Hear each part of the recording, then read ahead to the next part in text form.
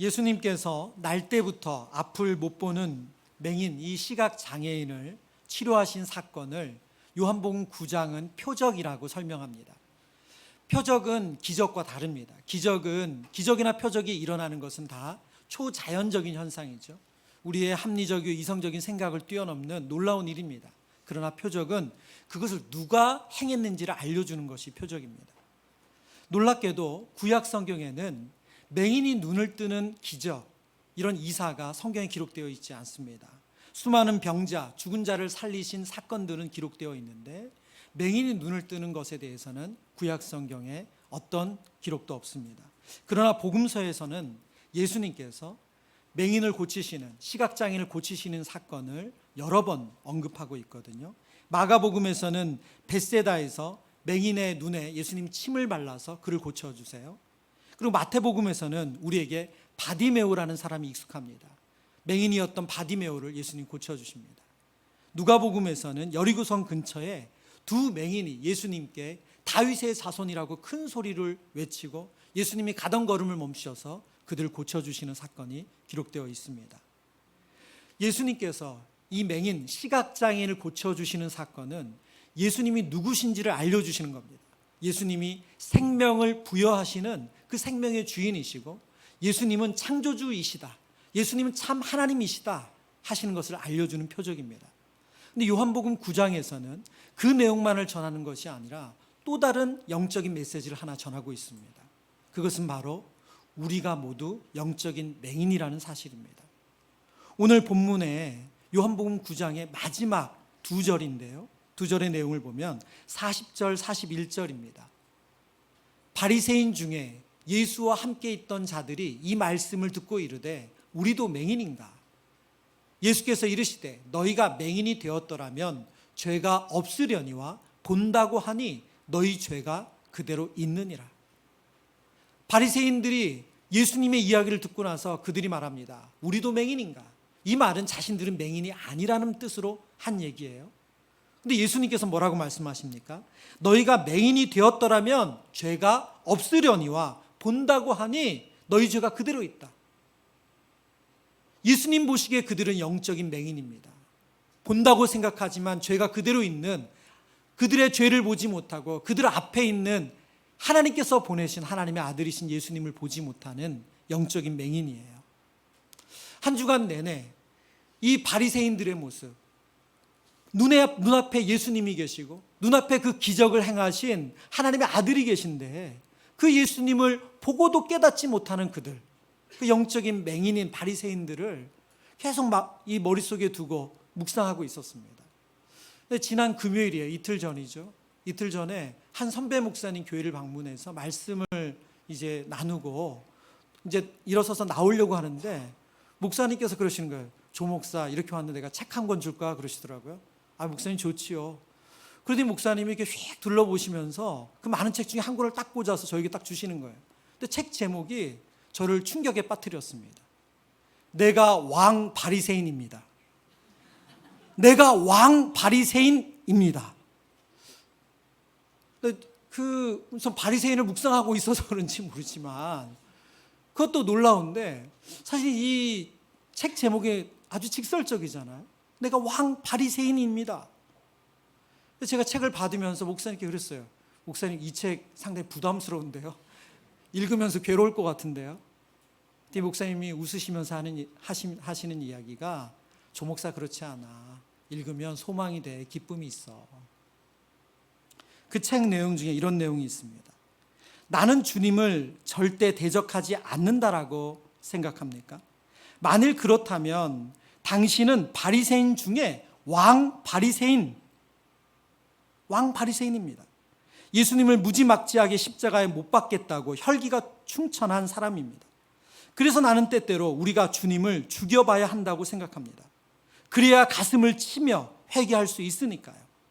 내가 가인이고 라멕이고 바벨탑을 쌓은 사람이고 예수님을 판 유다인 것이 발견되셨습니까? 여전히 그런 내가 발견되지 않습니까? 인생에 걸쳐 가인이고 유다인 나의 본성이 발견되어야 합니다. 양파 껍질 벗기듯 하나도 남지 않을 때까지 우리의 본성이 발각되어져야 합니다. 크리스천의 삶은 그런 삶입니다. 이 책은 브라질에서 인디오 사역을 하시는 허운석 선교사님이 하신 설교를 엮은 책입니다.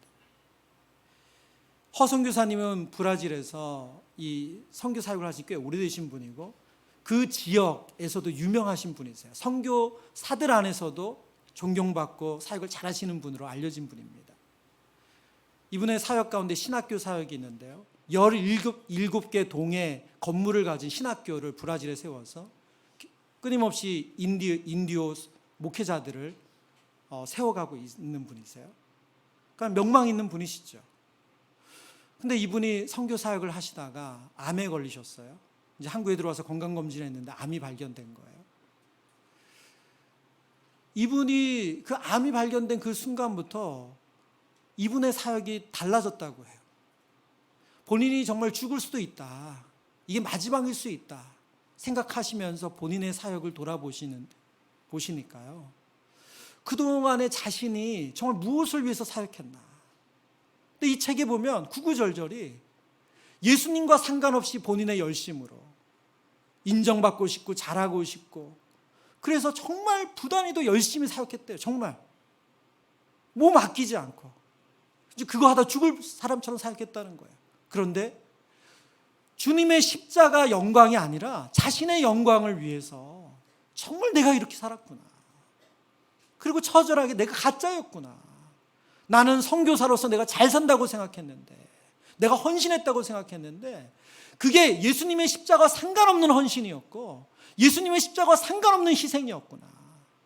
사람들 앞에 내가 잘하고 있다는 거 보여주기 위한. 그때부터 이분의 설교가 바뀌기 시작했다는 거예요. 이분의 메시지가 바뀌기 시작했대요. 그래서 나온 책이 나는 왕 바리새인입니다라는 책이에요. 제가 금요일날 받아서 이 책을 다 읽지는 못했어요. 그런데 선배 목사님께서 이 책을 건네시면서 조 목사 이렇게 힘들지 않아. 소망이 돼, 기쁨이 돼. 그것을 알겠더라고요. 여러분 왜일까요? 이 책을 보면 좀 부담스러워요. 이 선교사님의 메시지가 너무 우리에게 민낯을 보게 해서 정말 좀 마음이 부대껴요. 근데 여러분 왜 이 책을 읽는 것이 우리에게 부담이고 괴로움이 아니라 기쁨이 되고 자유가 되는 줄 아세요? 진리가 우리를 자유케 하기 때문에. 여러분 아닌 척, 그런 척 하는 것은 우리 안에 자유가 없습니다. 믿음 있는 척, 평안한 척, 내가 괜찮은 척. 여러분 그 안에는 진짜 자유가 없어요. 기쁨이 없어요. 근데 이 책을 읽다 보면 아 그렇지. 내가 그런 죄인이지. 내 안에 그런 이중인격이 있고 그런 수치가 있고 그런 부끄러움이 있지. 내가 그거 숨기고 살지. 내가 기도 안 하면서 기도하는 척하고 내가 그 정도 믿음 아니면서 믿음 있는 척하고 살아가고 있지. 너무 적나라하게 본인을 드러내시고 우리의 모습을 드러내시니까 하나님의 말씀이 들어와요. 그러니까 자유해져요. 기쁨이 있어요. 여러분 오늘 요한복음 9장에 예수님은 그 영적 맹인인 바리새인들이 그들의 모습을 보길 원하셨어요. 근데 이 메시지는 바로 오늘 우리가 그 바리새인이라는 거예요. 왕 바리새인이라는 거예요. 저와 여러분이 영적인 맹인이라는 거예요. 오늘 이 말씀을 통해서 이 진리를 만나길 원합니다. 이 진리 안에서 저와 여러분이 자유케 되는 은혜를 누리기를 원합니다. 우리를 둘러싸고 있는 수많은 포장지들이 있잖아요. 여러분 그 포장들을 다 벗겨내면 정말 요만한 알맹이 나올 거예요. 그 우리의 심령에 이 하나님의 말씀이 들어올 때 저와 여러분 안에 기쁨이 있습니다. 우리가 영적인 맹인에서 벗어나려면 첫 번째는 영적 맹인임을 인정해야 합니다. 오늘 본문에는 유대인 혹은 또 바리새인이라고 표현되는 이 사람들이 계속 반복해서 등장하는데요.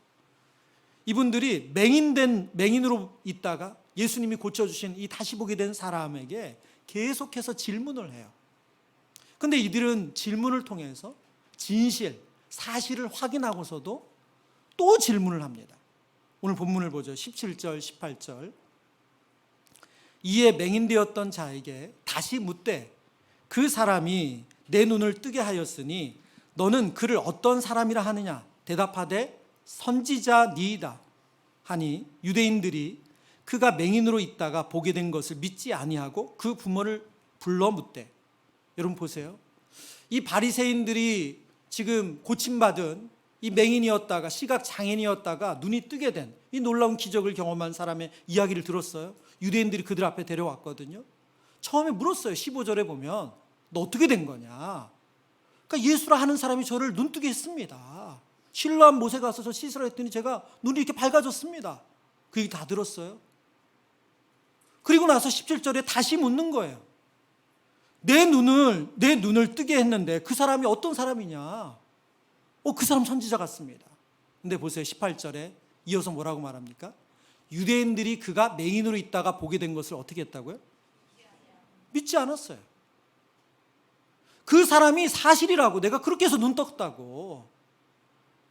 그 예수님이 저를 그렇게 했습니다. 그분은 제가 볼 때 선지자예요. 안 믿었다는 거예요. 본문을 보면 이 바리새인들과 유대인들이 여기서 포기하지 않아요. 그래서 이들은 그의 부모를 만납니다. 이 고침받은 이 맹인의 부모를 만나요. 그들에게 물어요. 근데 묻는 목적도 똑같아요. 그들은 진리, 이 진실, 사실에 관심 있는 게 아니라 그들이 생각하는 이야기를 듣고 싶은 거예요. 그들이 생각했던 바에 대해서 그들이 생각하는 게 옳다는 그 이야기를 확인하고 싶어서 그 부모를 찾아갑니다. 근데 그 부모 또한 그들이 원하는 답을 주지 않아요. 오늘 성경을 보면 24절에 그들이 다시 또 이 맹인이었다가 나은 사람을 부릅니다. 이에 그들이 맹인이었던 사람을 두 번째 불러 이르되 너는 하나님께 영광을 돌리라. 우리는 이 사람이 죄인인 줄을 아노라. 여기 본문에 보면 너는 하나님께 영광을 돌리라. 이것은 우리가 생각하는 그런 의미가 아닙니다. 이게 관용구거든요. 너 지금 진실만을 말해라 이런 뜻이에요. 너 하나님 앞에 진실만을 말해라. 근데 여러분 보세요. 24절 한 번 더 보여주시겠어요? 너는 하나님 앞에 진실만을 말해라. 그리고 그들이 하는 얘기가 뭐죠? 우리는 이 사람은 누구예요? 예수님이죠. 이 사람이 뭐라고요? 죄인인 줄 아노라. 지금 이들은 사실을 알고 싶은 게 아니에요. 지금 이들 마음에 예수님은 죄인이에요. 왜 이들은 예수님을 죄인이라고 생각했는가? 성경에 보면 예수님이 이 맹인된 사람을 고친 날이 안식일이기 때문에 그래요.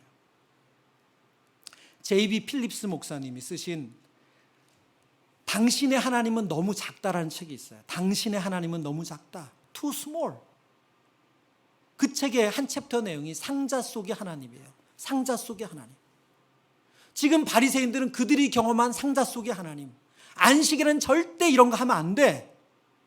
그 하나님 속에 갇혀서 예수님이 행하시는 그 일이 하나님께로부터 왔는지 안 왔는지 상관이 없어요. 그들이 알고 있는 지식, 그들의 경험 세계 안에 예수님이 들어가지 않으니까 예수님은 죄인이어야 하는 거예요. 죄인은 이런 기적을 행할 수 없어. 그러니 너 눈 뜬 거 사실 아니야.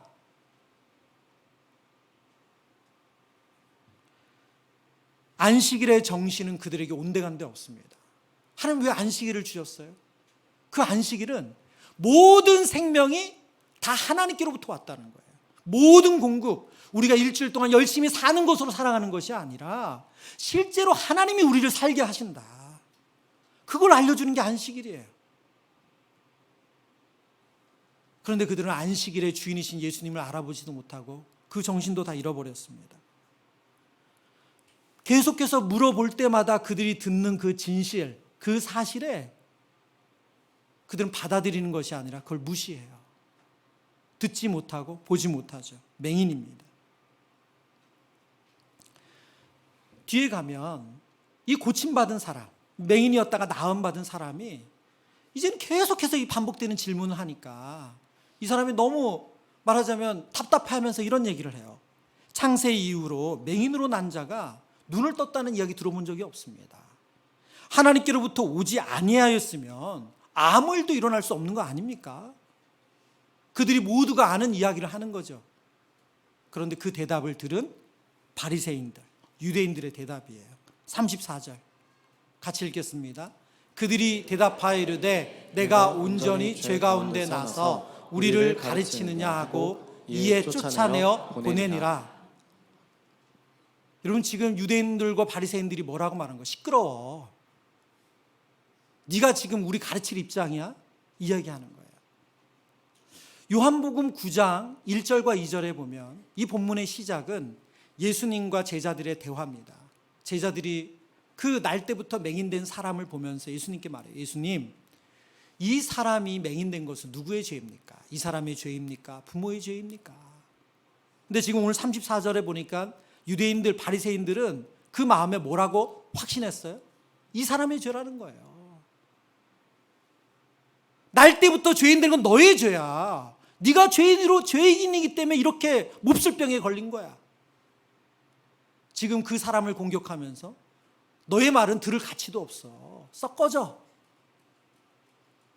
귀를 닫고 눈을 닫는 거죠. 이게 영적인 맹인인 모습이에요. 여러분, 지금 우리가 바리새인 얘기하는 거 아닙니다. 2000년 전에 종교적인 사람들 얘기하는 거 아니에요. 우리 얘기를 하는 거예요. 여러분, 우리가 그렇게 오랫동안 예배드리고 말씀을 읽는데 왜 우리 삶이 잘 안 바뀔까요? 여러분, 이렇게 안 바뀌죠, 우리가? 말씀을 묵상하는데 그런 생각이 들더라고요. 병원에 가서 아파요. 뭐 속도 쓰리고 배도 아프고 잠도 못 자고 힘들어요. 그래서 진찰을 받고 그리고 진료를 받으면서 약 처방을 받았어요. 약국 가서 처방전 주고 약을 타왔어요. 한 2주치 따왔어요. 근데 약의 내용을 쓱 보고 나서는 아유, 이거 나랑 안 맞네. 안 먹어. 여전히 속은 쓰리고 배는 아프고 증상은 낫질 않아. 여러분, 우리가 이렇게 예배드리는 거 아니에요? 분명히 말씀 앞에 비춰진 예배를 통해서 하나님 깨닫게 하시는 것을 다 봤어요. 처방전 받았어요. 아, 그래, 내가 이게 문제지. 내가 이게 안 돼. 내가 이게 부족해. 내가 이런 어둠이 있어. 처방전 내용 다 봤어요. 약도 받았어요. 그런데 안 먹어요. 여러분, 아무 일도 일어나지 않죠. 왜 우리는 과거에 우리에게 힘들었던 그 어둠의 일에 여전히 묶여 있습니까? 말씀을 통해서 처방전을 받았는데 왜 우리 안에 그 어둠은 사라지지가 않죠? 왜 가족들이 우리에게 반복해서 지적하는 우리 안에 나쁜 습관은 고쳐지질 않냐고요? 우리가 오늘 바리새인들처럼 하는 거 아니에요? 사실은 확인을 해요. 계속 들어요. 들으면 뭐합니까? 그 말씀이 내 것이라고 생각하지 않는데, 내가 들을 말씀이라고 생각하지 않고 내가 바뀔 거라고 생각하지 않는데, 여러분, 이 말씀을 오늘 우리의 말씀으로 듣기를 원해요. 제가 중고등부 수련회 마치고 나서 아이들이 소감문을 썼어요. 그 소감문을 어제 우리 사역자를 통해서 받아서 읽었습니다. 근데 그 내용 중에 너무 도전이 되는 내용이 있었어요.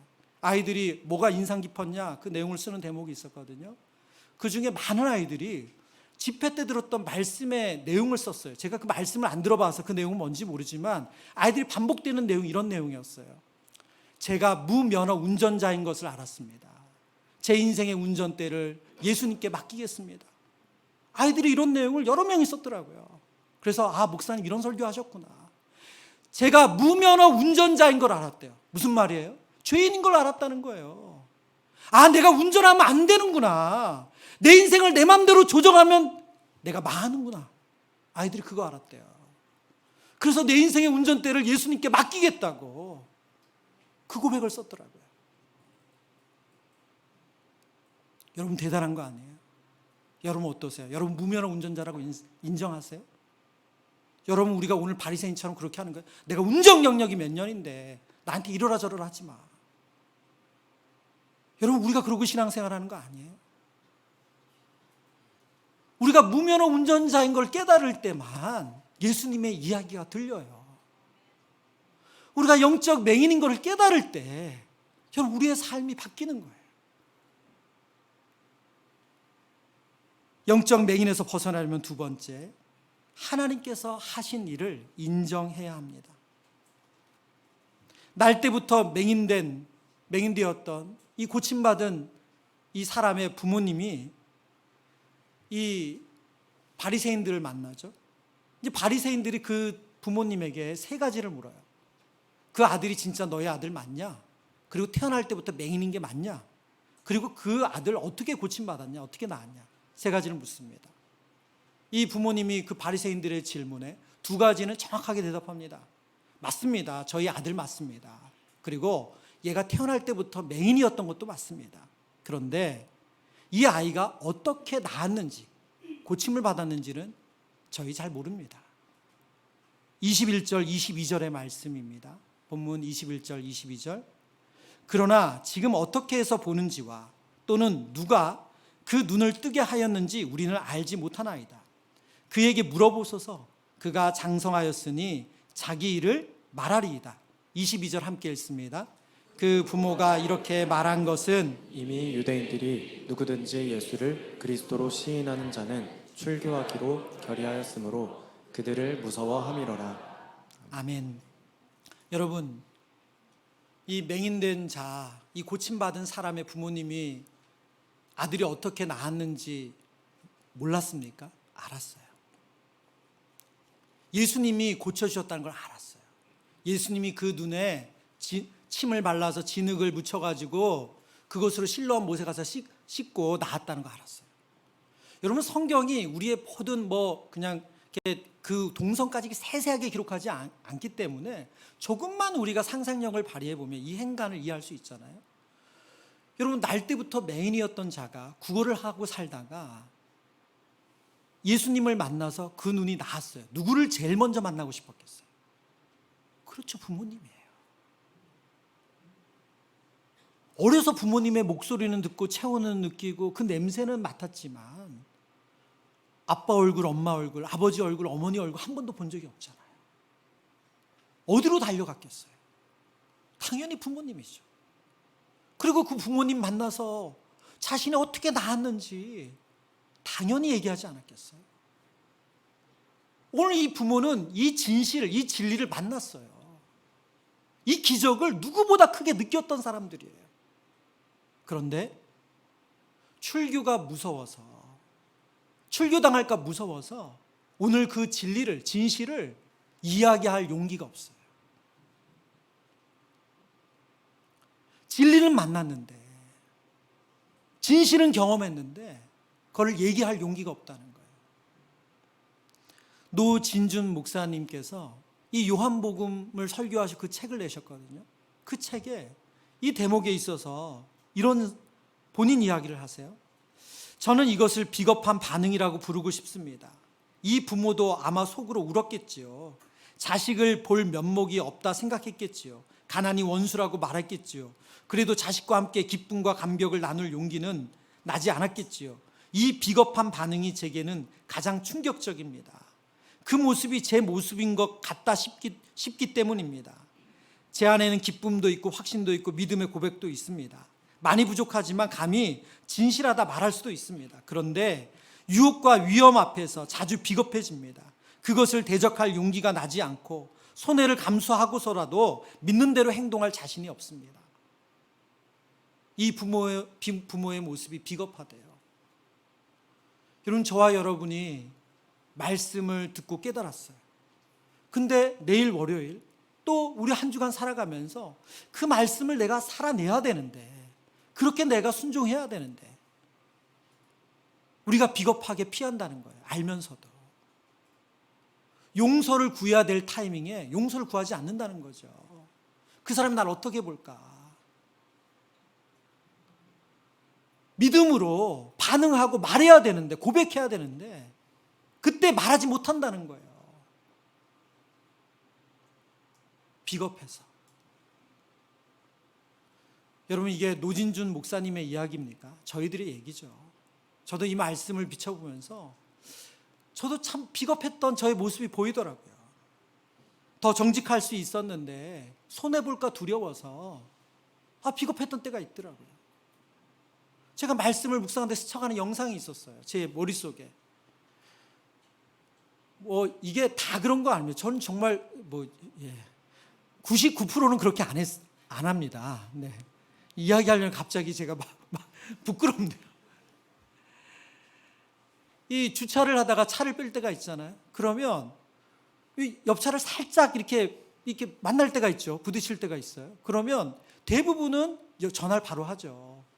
제가 차 빼다가 이렇게 차가 이렇게 부딪혔네요. 좀 나와 보세요.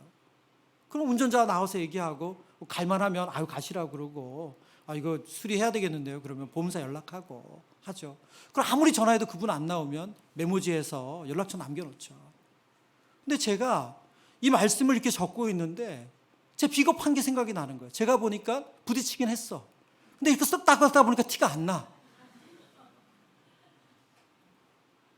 제가 그 차를 빼고 나오는데 계속 갈까 말까. 내가 이거 얘기해서 또 전화번호 남기고 연락해서 혹 아무 일도 없지만 이 사람이 나에게 보험 처리하자 뭐라 그러면 손해볼게. 그게 걱정이 되는 거고. 비겁하죠. 여러분, 하나님 앞에 우리가 진리를 알고 말씀을 알고 깨달았는데 그 말씀을 내 삶에 적용하는 부분에서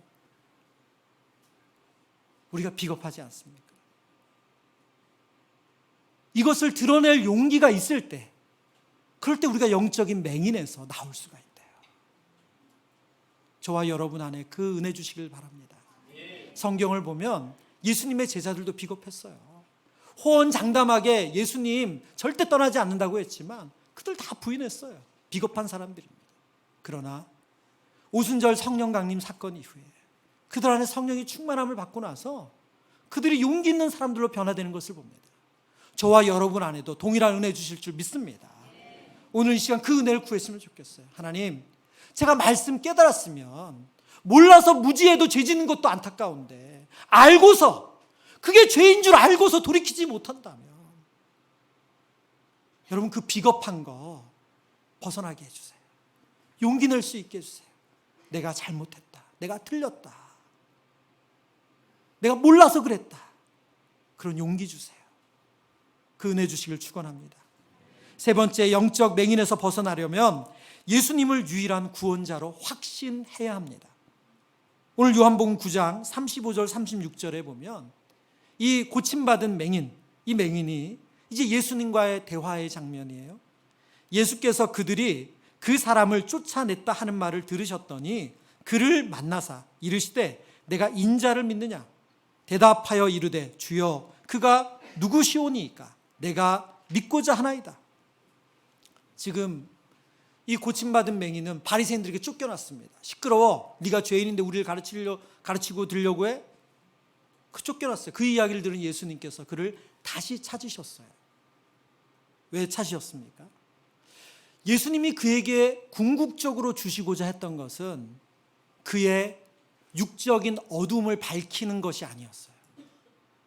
예수님은 그에게 더 큰 것을 주길 원하셨습니다. 바로 그의 영혼의 구원이에요. 그에게 영원한 생명을 주길 원하셨어요. 오늘 본문에 예수님이 이 맹인에게 자신을 믿느냐고 말할 때 독특한 표현을 쓰세요. 내가 인자를 믿느냐? 유상선 목사님께서 그의 책에서 이 부분을 이렇게 설명해 주세요. 요한복음에서 하나님의 아들 혹은 아들이라는 표현이 예수님과 하나님 아버지 사이에 독특한 관계를 강조하는 경향이 있는 반면 인자라는 표현은 십자가에서 높임을 받게 될 그의 역할과 기능을 강조한다. 인자라는 표현은 뭐라고요? 예수님께서 십자가에서 죽으시고 그리고 3일 동안 장사 지내셨다가 다시 살아나시는 그분의 그 기능과 역할을 강조한 표현이 인자라는 표현이에요. 죄로부터 우리를 구원할 유일한 구원자가 되시는, 구속주가 되시는 그것을 강조한 표현이 인자라는 표현이에요. 지금 너가 나를 믿는다고 할 때 그 믿는 게 너의 눈을 고친 거, 기적을 행하는 사람으로 믿는 것이 아니라 내가 너의 모든 죄를 해결할 유일한 메시아라는 것을 믿느냐? 지금 그 질문을 하시는 거예요. 그리고 이 고침받은 맹인은 제가 믿습니다. 주님, 제가 믿기를 원합니다. 이후의 구절에 보면 그가 예수님 앞에 엎드려 절을 해요. 여러분, 예수님이 저와 여러분에게 빛으로 찾아오신 이유는 단순히 여러분과 저의 인격이 조금 더 나아지는 것, 그 정도가 아니라는 거예요. 저와 여러분의 삶이 조금 더 편안해지는 삶이 아니에요. 내가 수면제 먹고 몇 년 동안 잠을 잤는데 신앙생활 했더니 예수님 믿었더니 이제 수면제 안 먹고도 편안하게 잠자리 들 수 있어. 여러분, 그 정도 주시고자 하는 게 아니라는 거예요. 예수님이 우리에게 빛으로 오신 이유는 저와 여러분의 인생을 완전히 뒤바꾸기를 원하세요. 참 자유를 주길 원하세요. 말씀을 묵상하는데 하나님 소망을 주시더라고요. 여러분, 우리가 이 땅에 당하는 고난, 이 땅에서 우리가 현재 겪고 있는 고통들, 이것은 하나 지나간다고 또 다른 게 안 오는 게 아니에요. 계속해서 또 다른 문제가 와요. 여러분, 그런데 그 모든 문제, 모든 고난으로부터 우리가 어떻게 자유를 얻을 수 있습니까? 그것은 그 병이 나아지고 그 문제가 지금 해결되어지는 그 정도가 아니라는 거예요. 저와 여러분의 인생에 예수님이 참주인 되시면 여러분, 그 모든 고난과 어려움으로부터 눌리는 우리의 어두움으로부터 우리가 자유케 되는 줄 믿습니다. 여러분, 이 일을 하나님 주기를 원하시는 거예요. 그러려면 우리가 영적인 맹인이라는 사실을 인정해야 돼요. 무면허 운전자라는 걸 인정해야 됩니다. 저와 여러분이 나 그 정도쯤 아니야. 여러분, 바리새인들이 계속 그 생각 갖고 사는 거예요. 그러니 진리를 만나지 못해요. 여러분, 그리고 그 진리가 들려졌다면, 깨달아졌다면 용기를 내셔야 돼요. 여러분, 그것을 삶에 적용할 용기를 내셔야 돼요. 그리고 예수님을 저와 여러분의 유일한 주인으로 받아들이셔야 됩니다. 그때 저와 여러분의 삶 가운데 어둠이 사라지고 빛으로, 참 자유로, 평안으로 그 기쁨 주신 줄 믿습니다. 여러분, 그 선교사님이 자신이 해왔던 지금까지 사역을 부정하는 이 설교가 얼마나 괴로웠겠어요. 내가 그렇게 열심히 사역한 것 알고 보니 우리 예수님 원하는 거 아니고 우리 하나님 영광이 아니라 다 내 영광을 위한 거라고 성도들 앞에 그 설교를 하시는 그 선교사님이 얼마나 부끄러웠겠어요. 여러분, 그런데 그 진리가 그분을 자유케 한 거예요. 그 진리가 그분에게 참 평안을 주는 거예요. 저와 여러분에게 동일한 은혜 있기를 원합니다.